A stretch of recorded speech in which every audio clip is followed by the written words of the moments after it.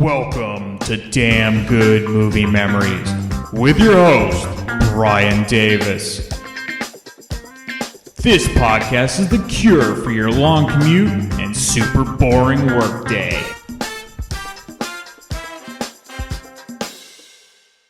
Hey there, it's Brian Davis, and for this week's episode, we're going to talk about the movie If You Could Only Cook from 1935. The studio was Columbia Pictures. The release date was December 30th, 1935. The running time is 72 minutes, and it's in black and white. Leonard Maltin from his Classic Movie Guide gives it 3 out of 4 stars, and his quick little synopsis is, Jean Arthur and Herbert Marshall are a superb team in this delightful comedy of a wealthy automobile tycoon and inventor and a penniless woman, who, for complex reasons, become a mobster's maid and butler. The film wrongly carried Frank Capra's name as director in many European prints as a fraudulent studio effort to exploit his massive popularity. So I first discovered If You Could Only Cook through a great and very inexpensive 4-movie DVD collection for lesser-known screwball comedies from the 1930s. They're almost like B pictures. And the film is actually very reminiscent to My Man Godfrey with William Powell, which is one of the better-known and well-regarded comedies from the early 1930s. If You Could Only Cook appealed to me for a few reasons. It's fast-paced and packed with a lot of fun, and Jean Arthur was one of the great comedians of early cinema. Plus, the film is just a bit longer than a typical TV show episode, so it goes by very quickly, and if you're going to invest your time in a movie you've never seen, sometimes short will be that impetus to get you to see it. And I realize that most people, when they first, if you're a loyal listener, you'll pretty much listen to anything that is published, and I really appreciate that. But the cool thing about that is you might discover movies you would never even dream of seeing, and that's, I think, I get more satisfaction out of that sometimes than the tried and true hits that everyone knows. Now, I love those movies as well. That's why I own them. But the lesser known ones that you discover through watching television or you just stumble upon, that's kind of fun as well. It's like discovering a band you had never heard. All right, let's get into the main cast. You get Herbert Marshall, who plays Jim Buchanan, and prior to becoming an actor, Marshall was in the British military during World War I, and he saw combat. He was actually shot in the leg and eventually had his right leg amputated. He eventually learned to walk with a prosthetic leg, and until doing research for this particular movie, I would have had no idea that he actually had a prosthetic leg. It's definitely not noticeable when you're watching the film. And now, I want to watch the movie again to see if I can notice any sort of limp. Eventually, Marshall became a stage and radio actor in England before eventually starring in Hollywood films. During World War II, Marshall would visit wounded soldiers at military hospitals to share what he went through and to also uplift the spirits of the men who had just lost their limbs through battle, that they could still live a very productive and fulfilling life. Jean Arthur plays Joan Hawthorne, and as I mentioned before, Arthur was one of my favorite actresses of the 1930s and 40s, though her career actually started in the early 1920s during the silent era. Once she transitioned into talking films, it took a while before her career really took off. Her big break was signing with Columbia Pictures with a starring role with Edward G. Robinson in the 1935 comedy The Whole Town's Talking, which I do own as well. In 1935 alone, she starred in 6 films, wrapping up with If You Could Only Cook, and then the next year, she would be in one of her most well-known films, Mr. Deeds Goes to Town with Gary Cooper. Leo Carrillo plays Mike Rossini, and Carrillo started his career as a cartoonist for the San Francisco Examiner in the 1920s before going to Broadway. So on film and TV, he would mostly play supporting roles for the remainder of his career throughout the 1950s, much like his role in If You Could Only Cook. The director is William Seiter, and Seiter began directing short films and silent films starting in 1915, eventually becoming comedic director, including directing Sons of the Desert featuring Laurel and Hardy.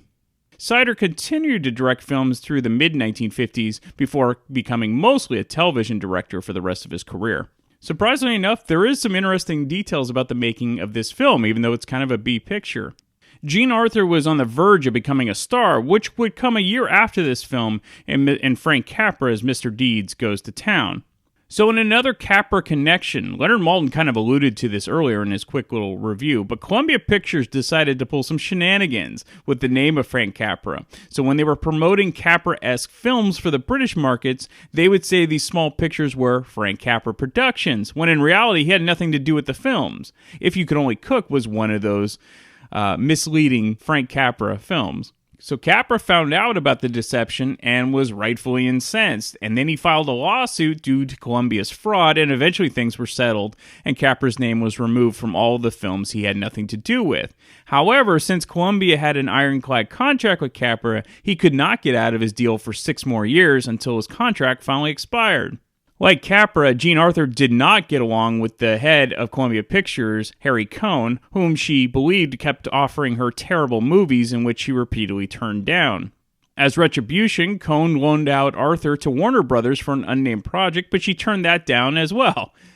This was the days when the studios truly owned the actors and directors. Like Capra, Jean Arthur also wanted to leave Columbia, but she was under a long-term contract as well and had to stay with Columbia for another 9 years. She did work for RKO and Paramount from time to time as loanouts from Columbia, and she did get better movie offers from Columbia, and she ended up working with top directors like Frank Capra, George Stevens, and Howard Hawks.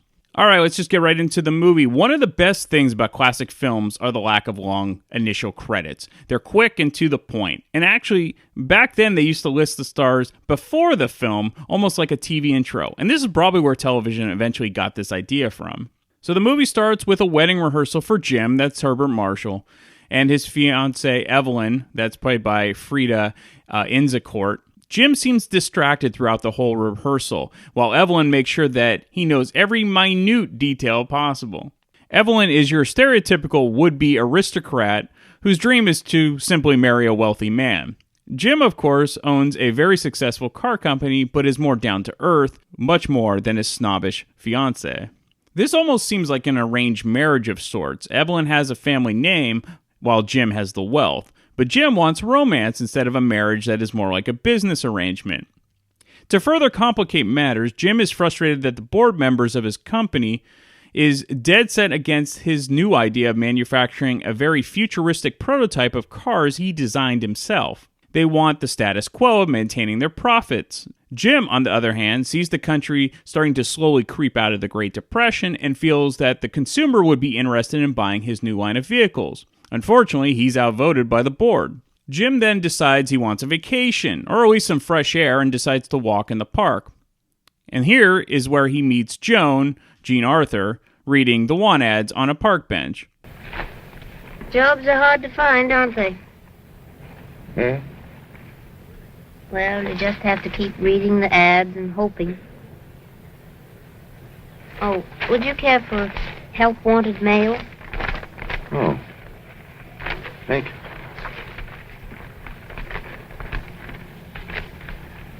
you. What?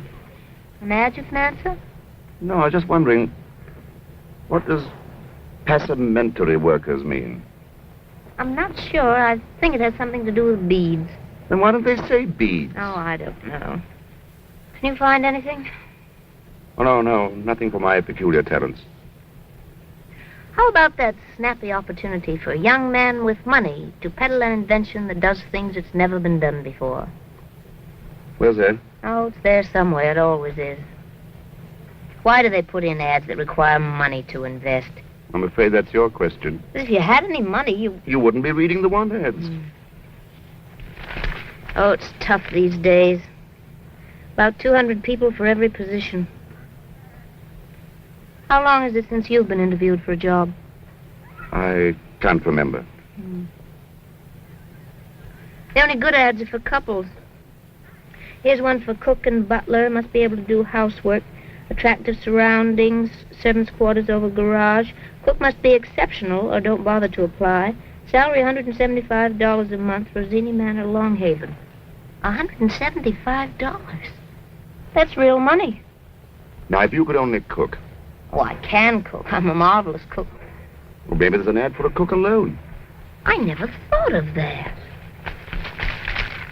Cook, cook, cook, cook. Well, better luck tomorrow. I've been saying that every day. Say, can you buttle? What? I can say, very good, sir, and dinner is served, madam. You're swell. Why don't we answer this ad together? Huh? It could be done. Oh, how does it sound to you? Crazy. What is it, your pride? You know, you can't be choosy about a job. Do you think you're too good to wield a broom? Well, it's a little different from what I've been doing. So what? Maybe it's the thing you're best fitted for. Don't you realize we can make this our lucky day? Lucky day, huh? Mister, I'm going to sell you this idea if we have to sit here all day. Because my landlady and I have just come to the parting of the ways, and I don't feel like sleeping in the park tonight. Don't you realize it's a meal ticket for both of us? If we landed this job, you'd feel differently about everything. You guarantee that? Absolutely. What do you say? Well... Now, you listen to me, mister. The worst thing in the world is to get where you close your mind to a new idea. Any man who's up against it and just sits back and does nothing and is afraid to try something new, why, he's better off dead. He is dead. He doesn't know enough to lie down. Jim and Joan bluff their way through the job interview. Joan is indeed a great cook and impresses Mike Rossini, that's Leo Carrillo, with her sauce, which does not include garlic thrown into the mix, but only wafted over the sauce before serving. Jim sounds like a butler, but does not have any references, so they claim they just arrived off a boat from England and lost all the references. Since this is a screwball comedy and Rossini loves Joan's sauce, they're hired. Rossini's handler is named Flash, played by Lionel Stander. He has your typical 1930s gangster type of tone, kind of the, yeah, see? Place to put your clothes, bathroom, porch on the outside. Is that the only bed? What's the matter with it? It's very comfortable. Soft, springy. Why, you even got the same mattresses we got in the main house. Here, Jamesy, you try it.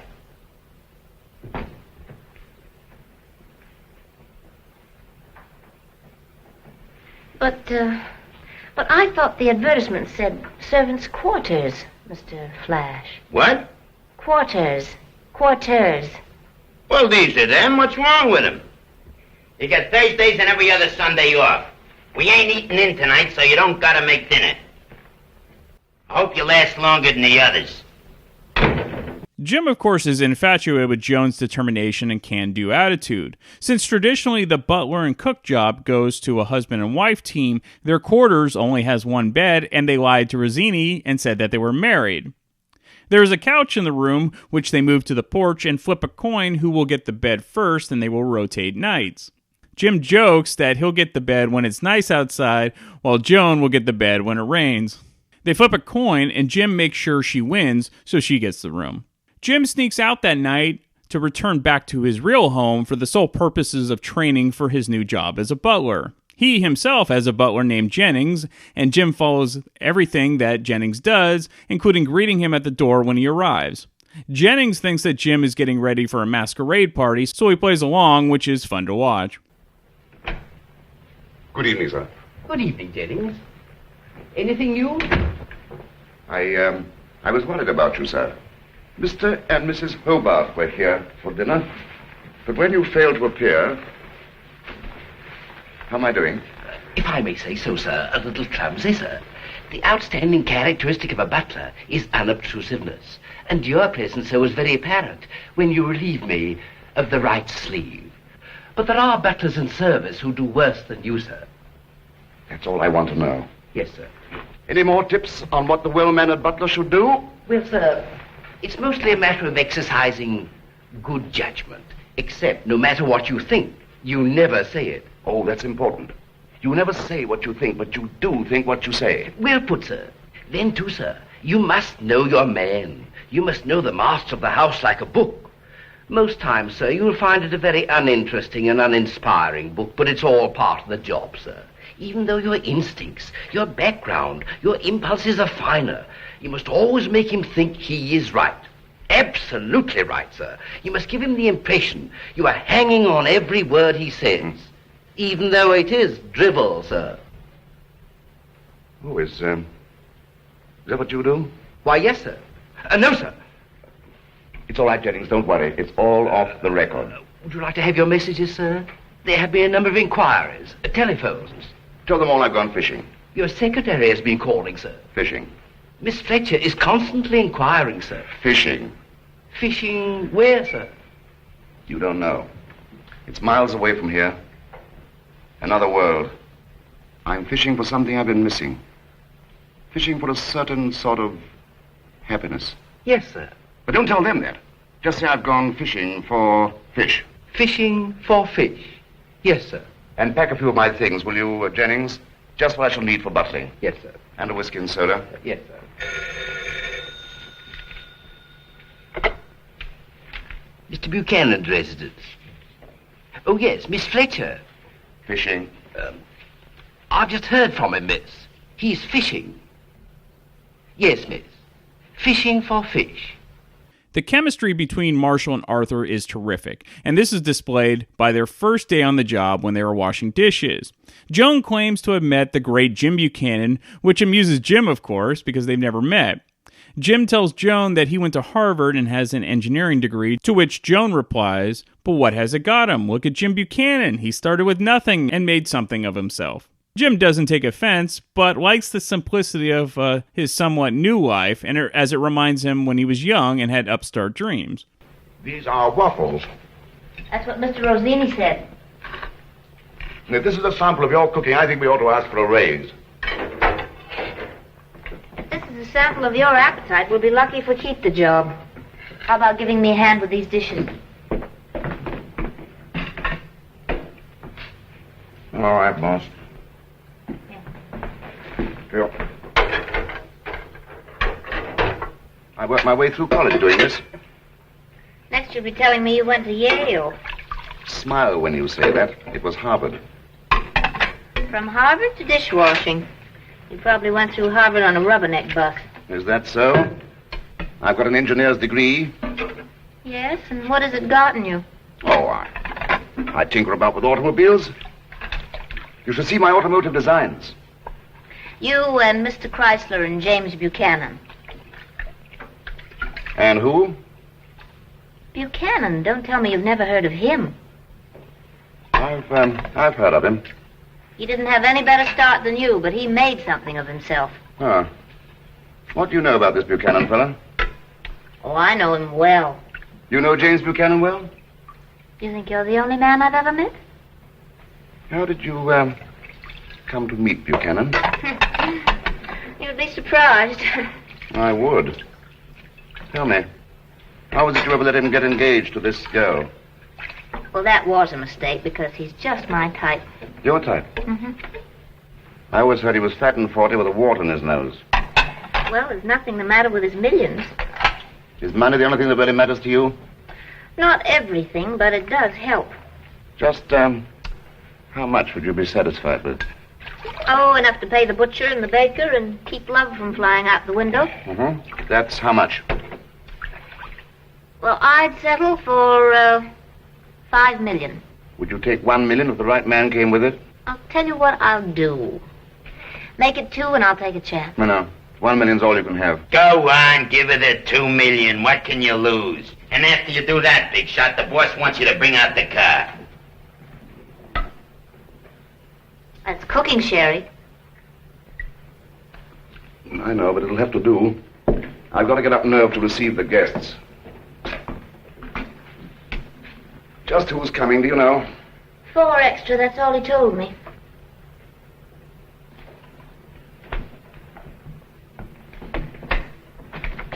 Will you come in, sir? May I take your hat, sir? What name shall I say, sir? Very good, sir. What are you doing? Rehearsing, madam. There's the front door. Wish me luck. As it turns out, Rosini was a bootlegger during Prohibition and he made a fortune. But now that liquor is legal again, he needs to find another racket to partake in. Flash is suspicious of Jim and Joan as he notices that Jim always sleeps on the porch. And since they are essentially gangsters of sorts, they are overly cautious. So Rosini tries to make a pass on Joan, and Jim walks in on him. Jim wants them to quit the job, but Joan wants to keep the well-paying gig, knowing that jobs are hard to come by. So even though Joan did not like Rosini's pass at her, she knows that she can keep him at bay. Jim obviously is starting to have feelings for her and doesn't want her to have to deal with Rosini's passes. So of note, it's pretty obvious that Evelyn is only marrying Jim for his money and has another guy on the side. Jim doesn't know about the other guy, but this is a key plot point as it kind of allows him to have feelings for Joan and the viewer can sort of buy into it. It's a movie after all. Rosini doesn't want Joan to quit because he loves her cooking, so he agrees to behave. Joan, in the meantime, makes up stories about knowing Jim Buchanan and how they were an item early in life. Jim, of course, is amused by these tales from Joan. In his off hours, Jim still visits his office, and one night he is followed by Flash, who sees Jim take something from the Buchanan office. What Jim took from the office was his new car prototype that was rejected by the board of directors. The reason is to show Joan that he is just as talented as the quote-unquote real Jim Buchanan to impress Joan, as Joan doesn't believe that he studied to be an engineer. Joan loves the designs and is very impressed, and her views of Jim start to change a bit, though you can tell that she kind of liked him before this. But in the meantime, Flash informs Rosini that Jim broke into the Buchanan office. And by the way, Flash's voice is just awesome. It's very of the time, but that's why it's great. Well, Rosini instructs Flash to continue watching Jim. Jim has informed his colleague that he's on a fishing vacation, which allows him to be a butler. But unbeknownst to him, Joan has taken his new prototype to a competing car manufacturer called Atlas to pitch them on this new model. However, the head of Atlas can tell from the design and the initials on the drawing that JB must be James Buchanan and that Joan must be a thief who stole the designs to make some quick cash. You gotta remember, this is a screwball comedy. And Joan is arrested under suspicion of stealing Buchanan's designs. Joan won't admit where she got the designs from in order to protect Jim. Jim is supposed to meet Joan for lunch and she doesn't show because she's at the police station. So he thinks that she bailed out on him and he leaves her a note at the house that he's going away. Rosini ends up bailing Joan out of jail. Rosini shows Joan the letter, which basically tells Joan that Jim isn't who she thinks he is and that he must go away. Of course, this is all just a merry mix-up as Joan now thinks Jim is a thief and must have stolen the designs after all, which devastates her. Joan continues to work as Rosini's cook, and he continues to make a play for her, but she's not interested. Rosini isn't as aggressive as before, and he offers to marry her, but she still turns him down. She's still hung up on Jim. So then Flash finds the most recent newspaper and sees a picture of Jim listed as Buchanan on the front page, and it's the day of the wedding with him and Evelyn. So Rosini is infuriated that he was conned and decides to kidnap and or kill Buchanan to get revenge and to prove to Joan that he loves her, meaning Rosini. Joan finds out as well, thinking that Jim was just making a joke out of her the whole time, which infuriates her. However, once Joan finds out that Rosini is going to rub out Jim, she panics, because after all, she still loves him. So, what happens? Well, I'm sure you can guess if you've seen enough romantic comedies or classic screwball comedies, but again, it's fun and it's a fitting ending. These types of movies are really fun because they're quick, they're never boring. So, if you have Turner Classic Movies, give it a shot. If you think you can find the entire movie on YouTube, look for it there as well.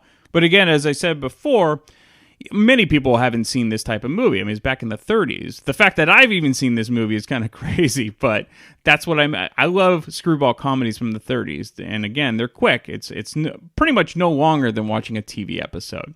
So if you like what you heard, I will tack on at the end where there's a radio adaptation of If You Can Cook with Herbert Marshall as the main character, and then as Rosini, you get Humphrey Bogart. How cool is that? So I'll tack that on at the end. And then next week, I'll be back with yet another very random movie from my DVD collection. Alice Faye, Herbert Marshall, Humphrey Bogart.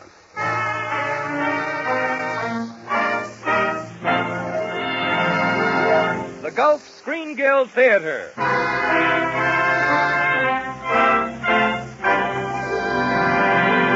Your host, the director of the Star's own theater, Roger Pryor.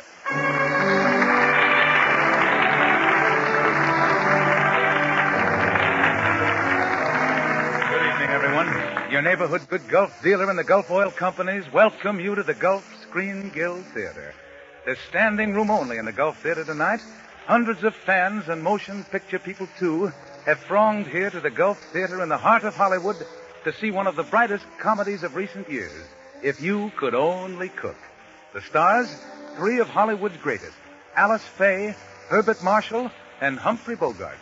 The music, as usual, will be by Oscar Bradley's Gulf Orchestra, with Frank Tours conducting. With just a moment before our curtain rises and our play begins. Just time enough for me to mention that for years, America has led the world as a great nation of automobile owners.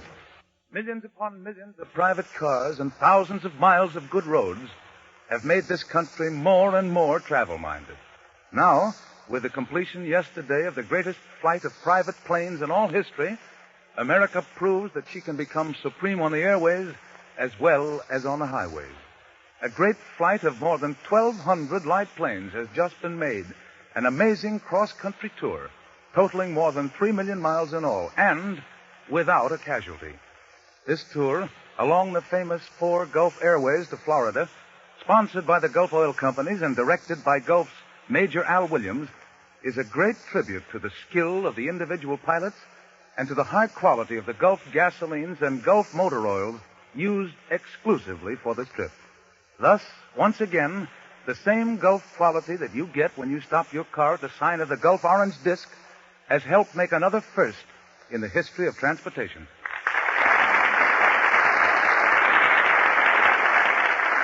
That applause you hear, ladies and gentlemen, is for Alice Faye, Herbert Marshall, and Humphrey Bogart, who are just entering our Gulf Theater stage.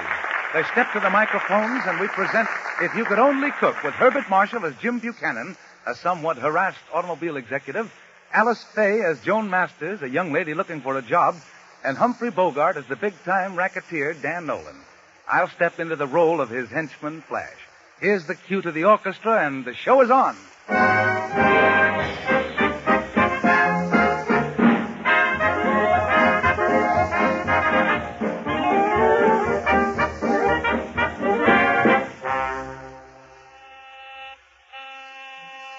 Buchanan Automobile Company.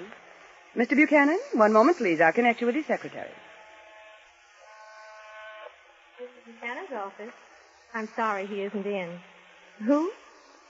Oh, Miss Fletcher. But he isn't in, Miss Fletcher. Sure, I know he's going to marry you next week, but until then he's his own boss, isn't he? Look, he erupted out of a director's meeting half an hour ago. Well, you might reach him by carrier pigeon. You see, every time he gets upset, he takes himself for a walk in the park. What's that, Miss Fletcher? How do I know what for? Go away, pigeons. Shoo, go on. Haven't any peanuts. Go away. Make yourself a nice pigeon nest and sit in it. You know, you birds are just as stubborn as my board of directors. Only you sound a little more intelligent. You're welcome. All right, since you insist upon this board meeting, I'll tell you what I think of each one of you. You, Flanagan. I was designing automobiles while you were still selling insurance. And you, Mr. Collins. You're still living in the day when a buggy whip was standard equipment on every horseless carriage. Mr. Lannon, you're a fool. Brown, you're an idiot. Jones, you're a nincompoop. You forgot the little moth-eaten pigeon here on the end. Huh? Who? Oh, I beg your pardon. I didn't know there was anybody else on the bench. Don't mind me. If you want to tell these pigeons off, go right ahead. I really haven't. Well, I've nothing against pigeons. I know. You've lost your job and you're mad at the world. Isn't that right? Here. Better look this over. Look whatever. The want ads. Help wanted mail. Oh. Well, you see, I don't really want... Oh, you'll never find anything if you don't look. You don't want to go on relief, do you? Well, I'd like to avoid that as long as possible. What kind of work do you do? Oh, typist, secretary. What's your particular line? Automobiles. Grease monkey, huh? Bet you look cute in the uniform. Well, see anything in the paper you like? No, there's nothing that really appeals to me. Well, when you've been out of a job as long as I have, you won't be so particular. Gee. I wish I was a couple. A couple of what? People. The only good ads are for couples. Here, just look at this one. Yeah, they're right here.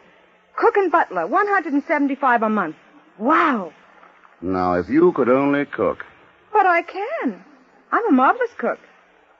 Say, wait a minute. Can you buttle? Buttle?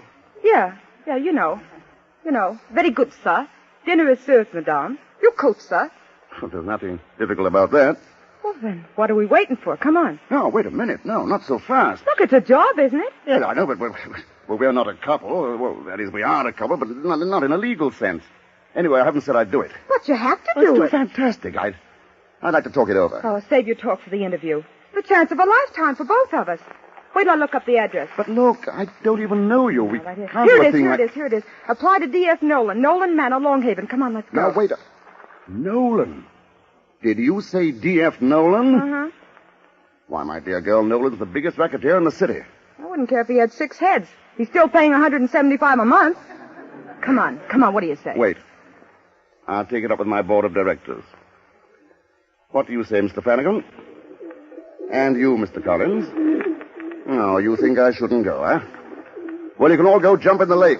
You mean we're going after that job? You bet we are. And let's hurry before some other couple beats us to it.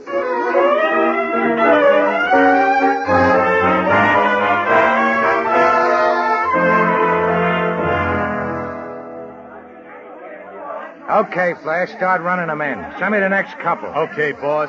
Quiet! Wait your turn. Hey, you in the front. Come on in. Hey, Ben, thank you.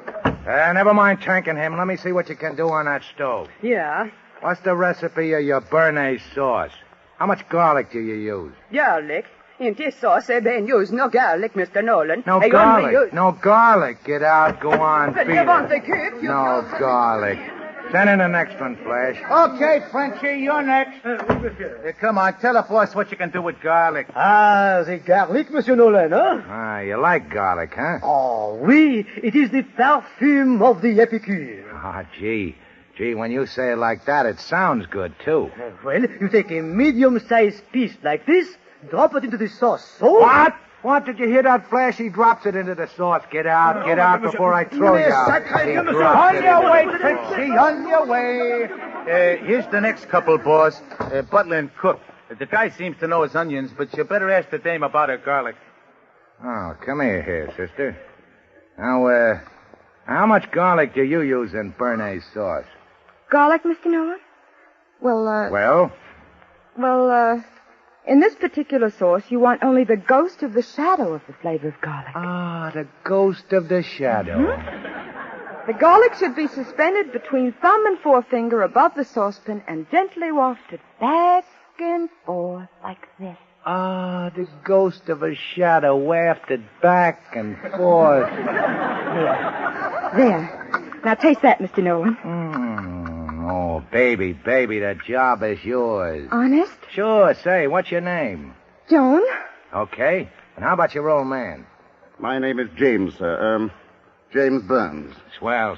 I always wanted a butler named James. Wait a minute, boss. Now, what's the matter, Flash? Well, if I'm going to bodyguard you, I got to ask these a couple of questions. You and your sense of duty. Hey, you two got references? References? References? Well, you see, sir, unfortunately, our trunks were lost. Yeah, they fell off the boat. What boat? Well, what difference does it make what boat? They fell off the boat. They're hired. Now, wait a minute, boss. I got a right to know what boat. Of course, it was the Mauritania. There. You see, Flash? Now, that's enough questions. Take them upstairs and show them where they bunk. I'm going to lap up the rest of this sauce.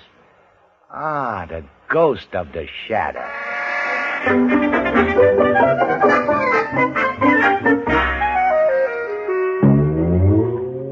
Mr. Flash, you don't mean there's only one bedroom? Well, sure, there's only the two of you, ain't there?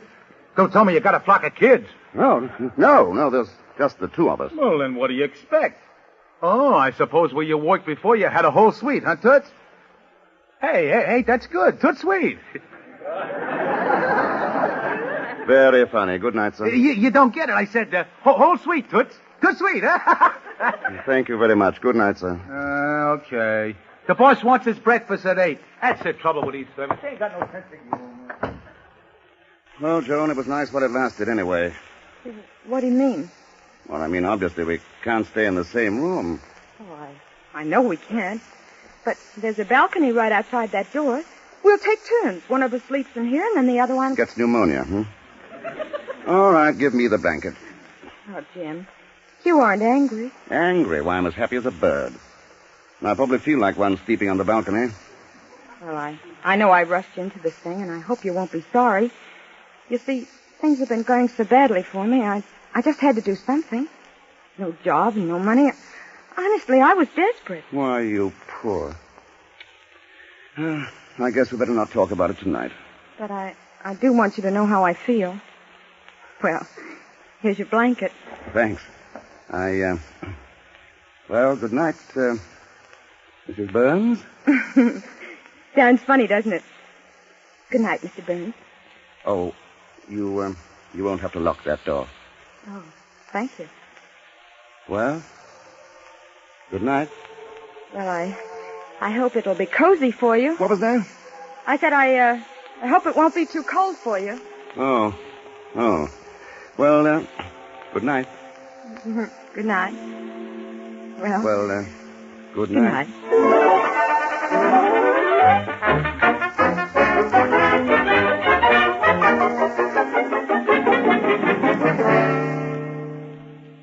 Well, did you get Mr. and Mrs. Burns all settled, Flash? Yeah, but, boss, I tell you, there's something phony about them two. Ah, you're too suspicious.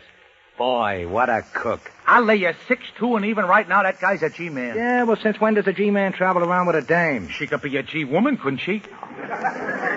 Now, listen, Flash, if there's anything phony with either one of them, they ain't gonna live to talk about it. Now, stop worrying. Okay. Oh, but say, I just thought of something. They said they came over this morning on the Mauritania, didn't they? Well, so what? So the Mauritania happens to be a troop transport now. Well, so what? So if they was on the Mauritania, they ain't a cook and a butler. They're a couple of English soldiers in Egypt. Okay. Just keep your eye on them. That's all, and tell the boys not to open up when they're around. I still ain't gonna lose a cook like that. Hey, look out the window. Oh, what is it, boss?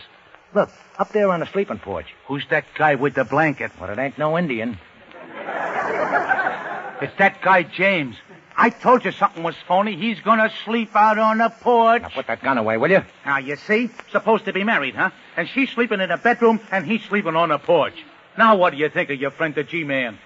I think he's a dope.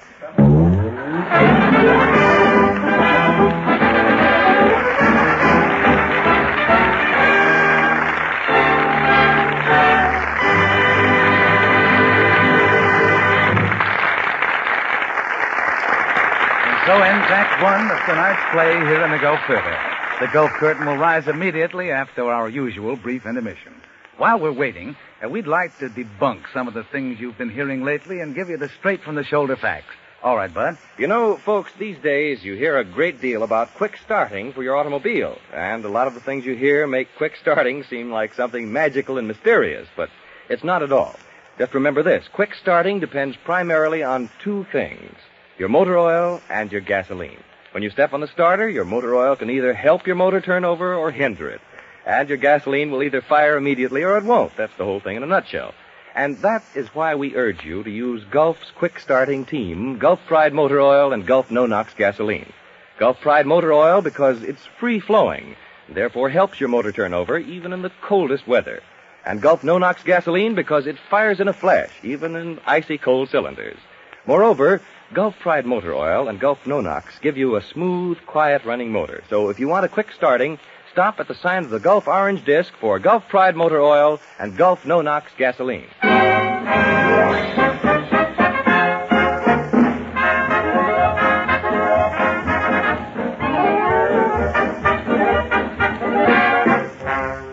It's a week later. We find our four friends pretty much as we left them, only more so. Nolan is crazy about Joan's cooking and is eating his head off. Flash still has his watchful eye and his suspicious leer, only more so. Joan is interested in her job, and Jim Buchanan, alias James Byrne, is interested in Joan, only more so. As our scene opens, Dan Nolan is at the dinner table, still eating his head off. I'll have another generous helping of that stuff, sister. It's delicious. Oh, but Mr. Nolan, I've already filled your plate 8 times. What do you mean 8 times? It was only 7. What do you think I'm, a pig?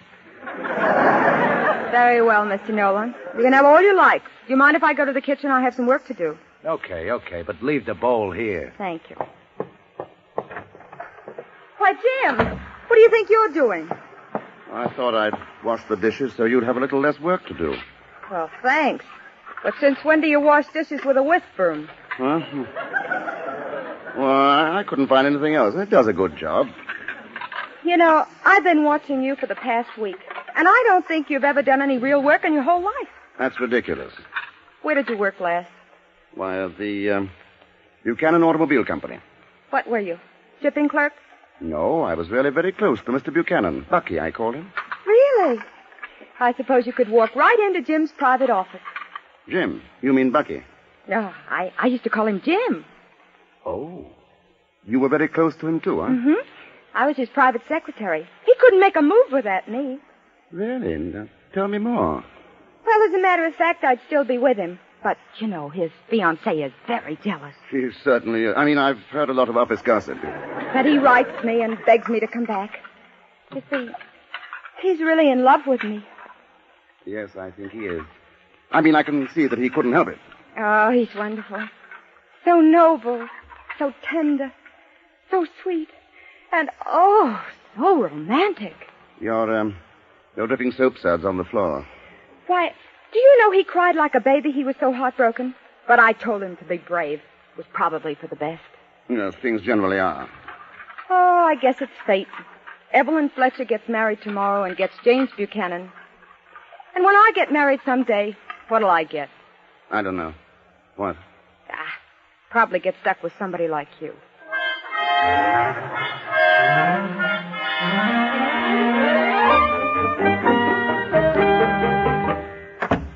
You sent for me, Mr. Nolan? Yeah, Joan, sit down. Sit down. I want to talk to you. Go on, sit down. Well, really, Mr. Nolan, I've got lamb chops in the oven and Ah, lamb chops. Yeah, but business before pleasure. Now, this is important. Is there something wrong with my cooking? No. It's divine. It's divine. It's the nuts. You're a swell cook, and coming for me, that's something. Oh, thank you. Now, what I got to say is about that old man of yours. You know, James. Oh, has he done something wrong? He ain't doing right. Say, you and him been married long? Well, yes, quite some time now. Are you happy? Oh, of course. Well, then how come he sleeps out on the porch? Answer me that. Well, you see, he's a fresh air fiend. That ain't what I call him. Say, come here, baby. Mr. Nolan. Mr. Nolan, please. Now, look. Why don't you get rid of that dope? A beautiful doll like you ought to have buckets of diamonds and a couple of mink house coats and a pack of yachts. Oh, Mr. Nolan, my lamb chops. Oh, lamb chops. And now, look, Joan, I ain't so hard to take, am I? Mr. Nolan, please stop that now. Don't you do now, that, come Mr. on Nolan. now, Tony. Come on. Mr. Nolan, if you please. Huh? Oh, hello, James. Perhaps you two would like me to be alone. Jim, we were just... All right, Joan, you get upstairs and pack. You know, look here, wise guy. Mr. Nolan, Joan and I are quitting. Jim. Oh, now, wait a minute, James. You don't want to fly off the handle. It's a fine thing when a married man can't trust his employer. Yeah, but I wasn't doing anything. Honest, I wasn't. I was only complimenting her lamb chops. Go on, Joan. I said pack our things. Now, look, James, I don't care if you are a husband. You can't come between me and her cooking. Maybe I was a little rough, but let's not get excited over a little thing like that. Now, look, I'll double your salary, see, and I won't even talk to Joan anymore. Now, what do you say to that? Absolutely not. We'll think about it, Mr. Nolan. Oh, now, please. If you'll just stay, I'll be good. Honest, I will. And double the salary.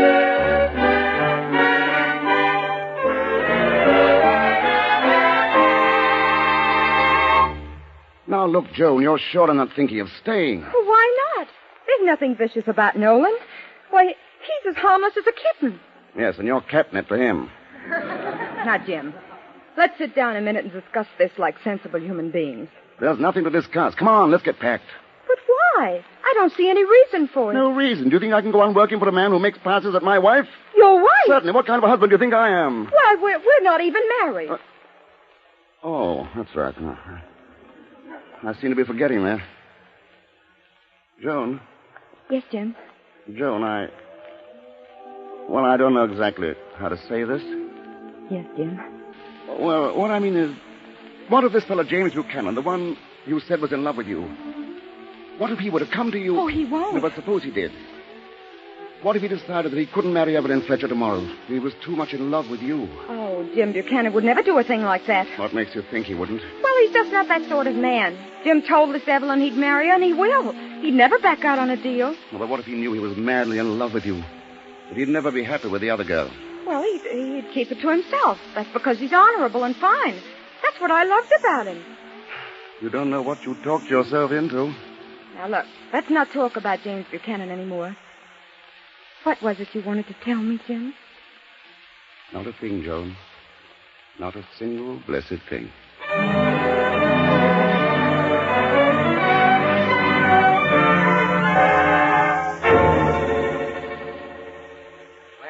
stand there with a dumb look on your pan. I'm asking a simple question. Where's my butler, where's my cook, and where's my breakfast? And I'm trying to tell you, boss, that James guy has took a run-out powder, your cook's crying all over the kitchen, and you ain't got no breakfast. Oh. Is that so? Well, is that so? Just wait till I talk to that cook. Hey, you. Yes, Mr. Nolan. Oh, now. Look, baby, nothing could be as tough as that. Oh, he's left me. You mean for good? How do you know? He left me a note. Oh, well, you never ought to marry him in the first place. I never did. You mean he led you astray? Why, the dirty rat. One of them gigolos, huh? Oh, now, don't cry, baby. Don't cry. He ain't worth it. Now, look, I still think you're a swell dish. And that deal is still open. Now, how'd you like to go on cooking for me for the rest of your life? How'd you like to be Mrs. Dan Nolan, huh? Oh, you don't really mean that, Mr. Nolan. It's only that your kind stomach's gotten the better of your good heart. Oh, no, it ain't. I've always dreamed of coming home after a hard day at the rackets. And curling up before the fire with a good cook. Oh, you're very kind, but I couldn't marry you. No, I get it. You let me down easy. You're still in love with that James mug, huh? He's not a mug. He's sweet, and he went to Harvard. Yeah, but look, if that ain't a skirt for you. Hey, Flash. Yeah, boss. Say, who do you think's got his picture in this paper? Say, look, Pantywaist, stop reading Superman and listen to me. Oh, no, this ain't Superman. No, it's James. James? Yeah. You mean our James? Yeah, look, he's getting married today to a society dame. Yeah, let me see that. Evelyn Fletcher and James Buchanan. You see, his name ain't even Boyne. Boy, does that buoy me up. We'll be married today at the wedding chapel. Now, what'd I tell you? His name's Buchanan. No, it ain't. His name's Mudd. Now, you get the boys, Flash, and tell them to meet me in half an hour. I'll show that guy he can't do this to the cook I love.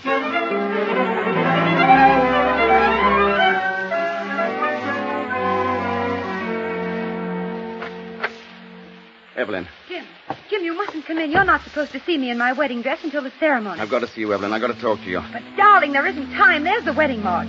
Evelyn, I'm not going to let you make a mistake. Yes? Pardon me. It's time for the ceremony. We'll be right there, Reverend Tuttle. Thank you.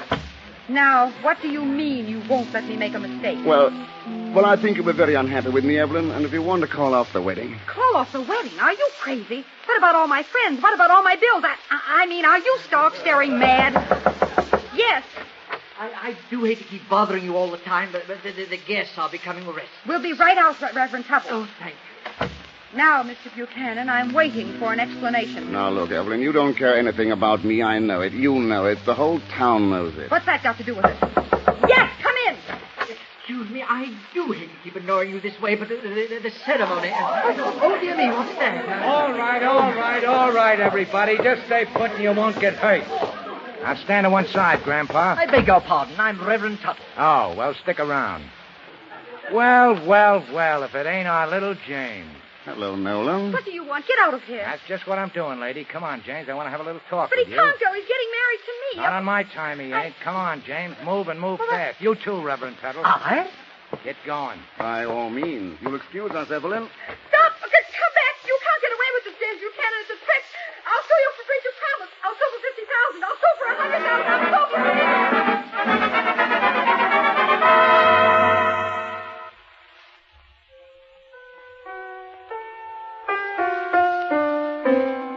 That's enough, Flash.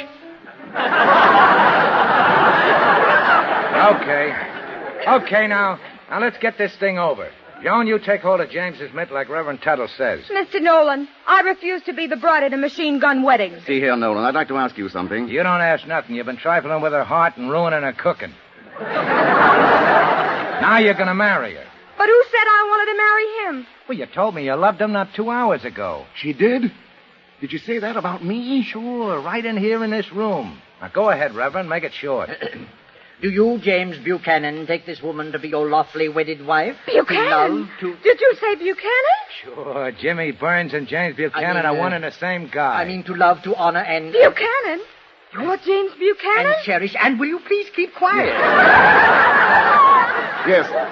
Buchanan, you know, the one you told me about. The one who's so sweet and understanding. As long as... Remember? I cried like a baby. I was so heartbroken, and you as told long me as to you're be supposed brave. to live.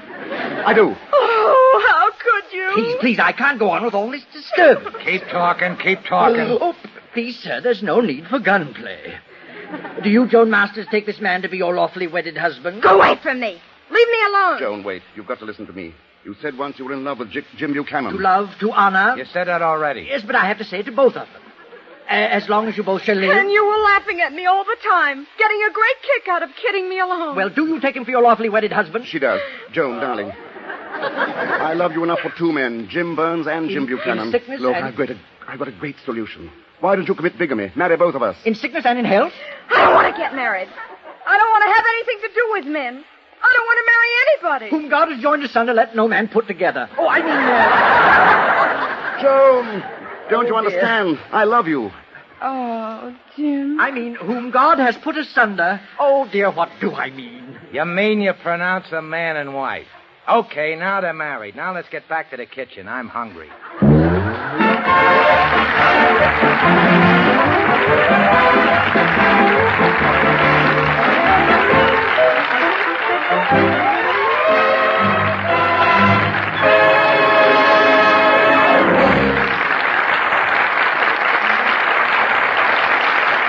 And that, ladies and gentlemen, was the Gulf Screen Guild Theater's production of If You Could Only Cook. From the applause, there's no doubt that the audience here in the theater loved it every bit as much as we enjoyed bringing it to you. And we're happy, too, that we were able to present Alice Faye, Herbert Marshall, and Humphrey Bogart in their first broadcast together. As you know, their performances, and the performances of all the stars who appear in the Gulf Theater, are donated. And in return, Gulf gives generously to the Motion Picture Relief Fund to help in the great work of building a home to provide for the workers in the picture industry who can no longer provide for themselves.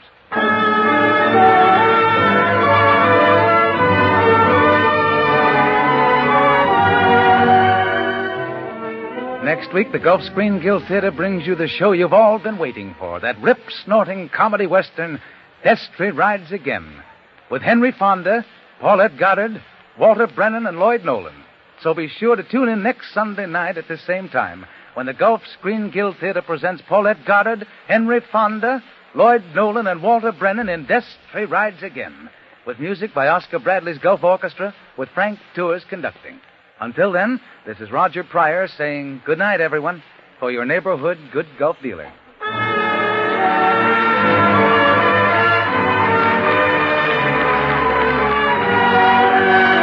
Herbert Marshall may currently be seen in Warner Brothers' The Letter. Alice Faye has just completed Road to Rio at 20th Century Fox. Humphrey Bogart's latest for Warner's is High Sierra. Buddy Easton speaking. This is the Columbia Broadcasting System.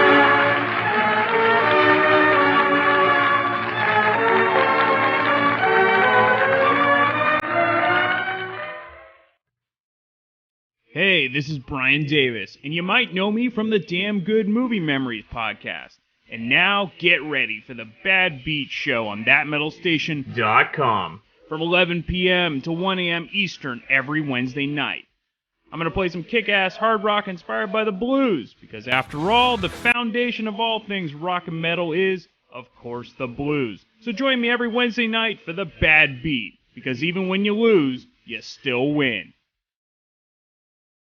We are officially on Spotify now, so if you don't use iTunes, if you don't use the Podbean app, you can go to Spotify and get all of our past episodes. You can stream it on there, so if you're a Spotify user, you can go find Damn Good Movie... I can't even say my own podcast. Damn Good Movie Memories. Yes, I know what I'm talking about. I'm the host, right? Okay, so go to Spotify, look for Damn Good Movie Memories. You can stream all of that stuff. And yeah, so if you don't want to use iTunes, you don't want to use Podbean, you can use Spotify as well. All right, before we sign off, we do have T-shirts are available for sale. All you have to do is go to TeePublic, that's TeePublic.com, and you can get your very own Damn Good Movie Memories T-shirt. You can get all sizes, any gender. You can get whatever you want just at the tip of your fingers. So just go to TeePublic.com, look up Damn Good Movie Memories, and you can get your very own T-shirt.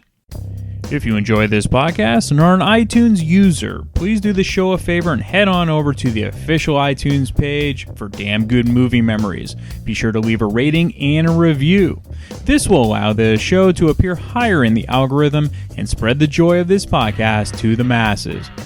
If you are not an iTunes user, you can still listen and subscribe on Podbean at damngoodmoviememories.podbean.com. Be sure to like us on Facebook under our Damn Good Movie Memories page. You can also listen to a limited number of episodes on YouTube.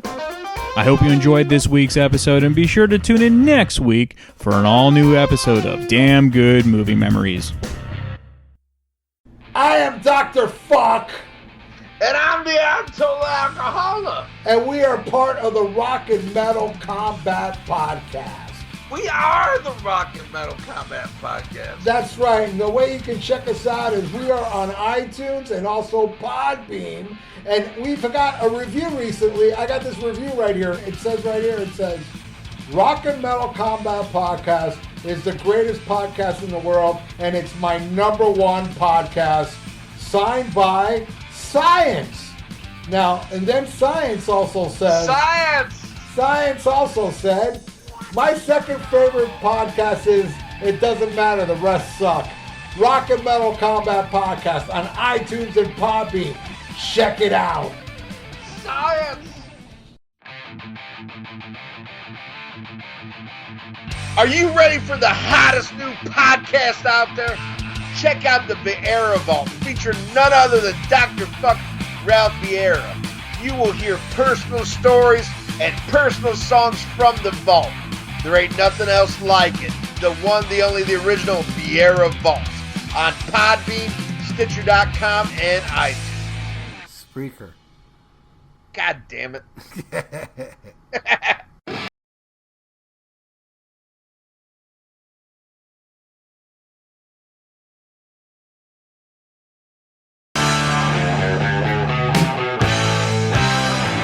Hey, this is Stephen Michael from the Growing Up Rock podcast. If you're like me and my co-host Sonny Hollywood Pooney, you grew up loving hard rock and metal music. Check out our podcast where we talk to bands and artists that help create the soundtrack to our lives, along with playing some killer new and old deep tracks of kick-ass guitar-driven rock and roll. Find us wherever you find your podcast to listen to. That's the Growing Up Rock Podcast, GrowinUprock. And feel free to hit us up at Facebook, Twitter, and Instagram at Growing Up Rock. So sit back and crank it up.